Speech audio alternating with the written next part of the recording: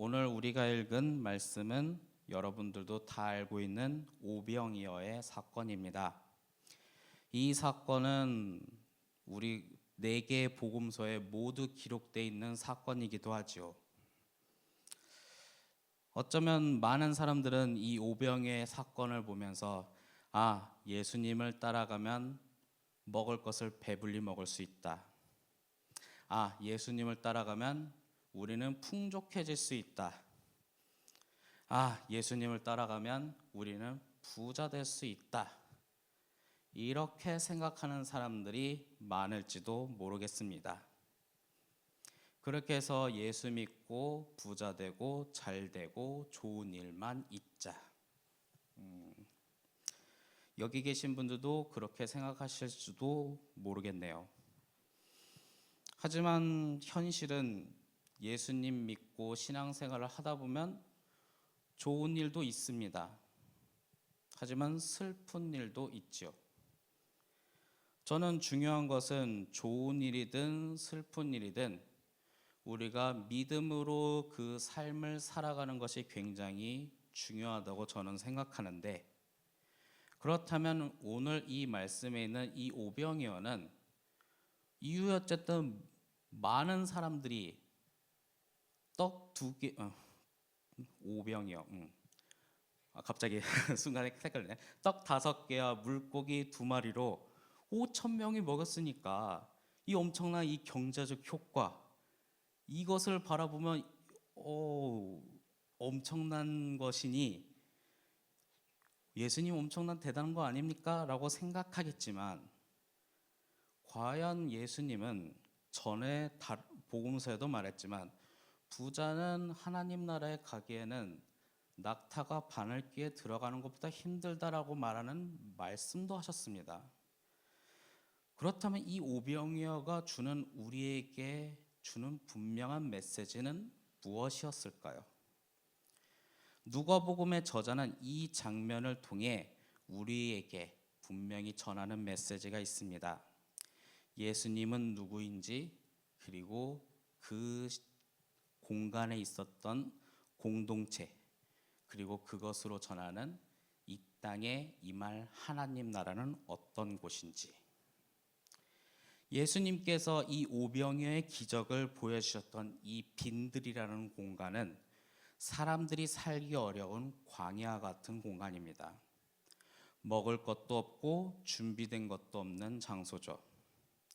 성경에서는 이 광야는 늘 부족함이 있었고 위기가 넘치는 공간이었는데, 항상 이 광야라는 공간에서는 하나님께서 백성을 만나시고 먹이시고 가르치는 장소였죠. 대표적으로 이집트에서 하나님께서 그 백성들을 이끄시고 40년 동안 이끄셨던 그 광야, 어떤 사람은 그 광야 40년을 고생길이라 말하지만 호세아는 그 광야 40년이 가장 행복한 순간이었다라고 말을 하지요. 누가복음은 이 배경을 통해 예수님 안에서 하나님께서 다시 백성을 돌보시는 새로운 시대가 시작되었다라고 성경은 말하고 있습니다. 바로 그 빈들에서요. 그렇다면 여러분들이 21세기를 살아가는 여러분들이 서 있는 장소는 혹시 어떤 장소입니까? 누군가는 먹을 것이 항상 풍족한 장소일 수도 있고, 어떤 사람은 스스로 생각하기에 광야와 같이 궁핍한 장소일 수도 있죠. 그래서 누군가는 불평하고 누군가는 항상 풍족하다 보니 하나님을 잊고 살아가는 사람들도 있습니다. 그렇기 때문에 중요한 것은 하나님이 우리와 함께 하느냐 아니냐가 중요한 거겠죠. 하나님 말씀에 여러분들이 성경을 보고 기도하고 성경 보고 예배를 드리며 이 하나님 말씀을 보다 보면 하나님은 광야와 같은 곳에서 우리에게 항상 역사하셨다는 거예요. 그렇기 때문에 여러분들이 어느 곳에 있든 힘들고 어렵다고 해서 불평하는 게 아니라 오늘도 예를 들어서 요 예수님께서 가르치고 5천 명이 오늘도 예배 끝나고 밥이 없대 그렇게 불평하는 것이 아니라 바로 하나님께서 그곳에서 역사하는 하나님 나라의 순간이 기다리고 있다는 거예요. 자, 그렇게 이제 날이 저물자 제자들이 예수님께 말을 합니다. 예수님, 우리 이제 밥이 없으니까 사람들 빨리 보내서 밥을 먹이라고, 먹을 것을 얻게 해야 합니다. 우리가 지금 줄 수 있는 게 없습니다. 근데 예수님께서 뜻밖의 얘기를 하죠. 너희가 먹을 것을 주면 돼. 아니, 우리가 먹을 게 줄 게 없다니까요, 예수님. 이것은 제자들의 한계, 부족함, 할 수 없는 것을 드러내는 장면이기도 합니다. 제자들은 분명히 가진 게 없다고 얘기했습니다. 가진 게 잠깐만요, 오병이어. 가끔 거꾸로 기억이 날 때가 있어서요. 오병, 떡 5개야, 물고기 2마리가 있을 때가 있거든요. 2마리밖에 없습니다. 우리가 가진 게 없어요. 이 많은 사람들을 먹일 수 없습니다. 그때 예수님께서 하신 말씀, 니들 그것밖에 없냐? 이렇게 말하지는 않았습니다. 분명히 우리는 늘 부족해요. 늘 할 수 있는 게 한계점이 있고 늘 나약하고 어쩌면 세상 말대로 나사가 한 개가 아니라 2개, 3개, 4개, 5개는 빠진 것 같은 우리 자신은 항상 부족한 사람입니다. 하지만 중요한 것은 예수님께서 이 하나님 나라를 보여주는 이 순간은 부족한 우리들을 이 역사의 순간에서 사용하신다는 거죠. 네. 여러분들은 어떤 사람입니까? 100% 완벽한 엘리트와 같은 사람인가요? 항상 저는 제 자신을 봅니다. 친구들이 말을 하죠. 목사는 말을 잘해야 합니다. 목사는 잘생겨야 합니다. 그래야지 성도들도 많이 온다고. 그 친구들도 목사인데 그렇게 말을 하죠. 그래서 저보고 살을 빼라고 말을 하죠. 네, 살은 빼겠습니다. 건강해야 하니까요. 근데 남들에게 잘 보이기 위해 살을 빼고 싶지는 않습니다. 왜냐고요? 하나님께서 저를 사랑하시고 그렇다고 해서 살을 빼지 않겠다는 건 아닙니다. 하나님께서 저를 사랑하시고 있는 그 모습 그대로 저는 이 땅 가운데 하나님 나라를 위해서 살고 싶으니까요. 저도 부족한 것은 많고요. 생각하는 게 한계가 있고요. 아직까지 결혼을 못하다 보니까 연애에 대해서도 좀 생각하는 게 모자릅니다. 하지만 이 부족한 저 자신도 한 사람 한 사람 모이다 보면 이것이 바로 하나님 나라를 위해서 사용될 수 있죠. 하지만 저는 저의 부족한 것을 얘기했지만 여러분들은 또한 어떻겠습니까?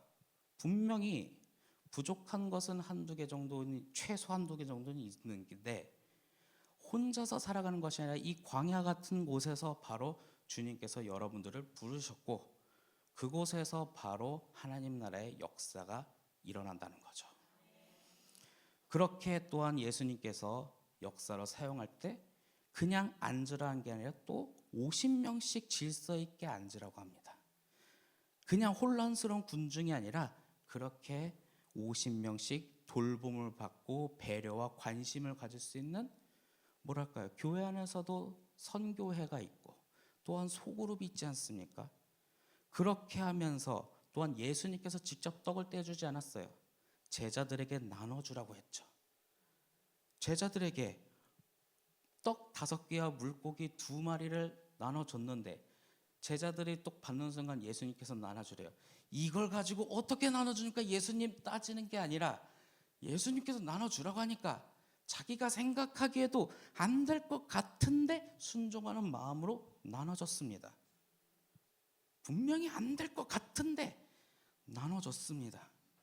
바로 순종이 있었다는 거죠.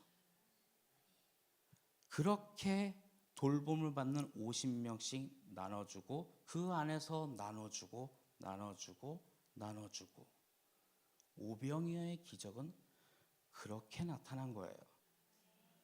그저 결과로만 가지고 모든 사람 배불리 먹었으니 이 경제적인 이득만 생각한 것이 아니라 그 과정 속에서 바로 하나님 나라는 어떤 곳인가, 광야 같은 곳, 부족했던 사람들, 세상 속에서 이런 하찮은 사람들이 모여있는 그곳에서 바로 순종하는 사람들, 그리고 그 안에서 서로 돌보면서 관심과 배려 있는 50명씩 있었던 그 사람들이 서로를 위해 살아갔을 때 기적이 중요한 게 아니라 그 관심 속에서 일어났던 바로 그 하나님 나라, 바로 교회가 가야 할 방향이라는 거죠.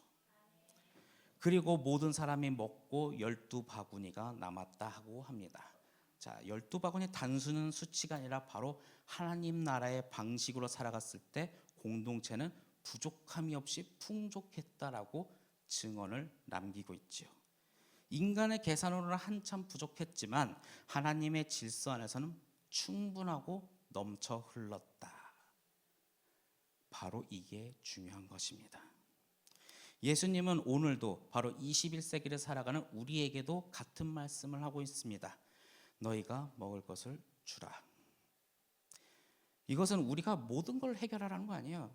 뭐 저 아프리카 대륙에 있는 모든 가난과 기아, 뭐 어디 구석구석에 있는 모든 걸 해결한 게 아니라 우리가 가지고 있는 작은 순종이라도 바로 하나님의 마음으로, 예수님의 사랑의 정신으로, 주님의 방식으로 나눌 수 있는 그 교회 공동체를 세워가라는 뜻이죠.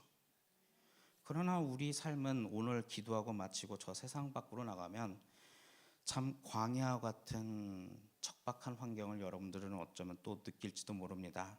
그곳에는 시간도 없고 여유도 없고 능력도 없는 그런 부족한 곳이지만 중요한 것은 하나님께서 함께 하실 때 그 부족한 자리에서 바로 하나님 나라가 확장되고 드러나고 땅끝까지 전파되었다는 것이죠.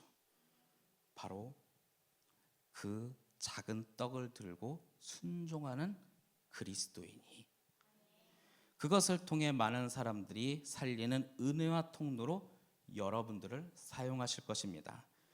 교회는 그렇게 그냥 기적을 구경하는 것이 아니라 바로 하나님이 돌보심이 실제로 흘러가는 교회 공동체, 바로 이 광야와 같은 척박한 세상 속에서 하나님 나라로 세상 속에 하나님의 방식으로 그렇게 살아가는 교회 공동체, 바로 우리 두드림 교회가 그런 공동체가 되기를 원하며 여러분들이 저 세상 속에 하나님의 사랑을 증거하며 살아가는 여러분들이 되기를 간절히 소망합니다.